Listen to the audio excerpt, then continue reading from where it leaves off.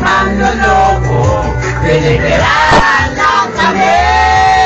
Kaya ngayon, bakla na lang ang aming ibigin. Masarap magmahal ang bakla, okay sarap.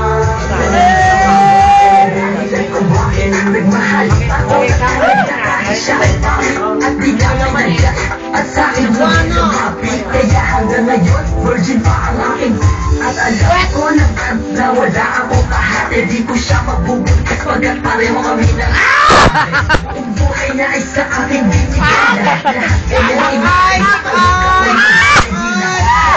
iwan kahit na ikaw. Basta tiwala mo sa aking hindi nang nagala. Totoo, relation natin ay parang dito. Mahal kita, wag lang sana tayo magkat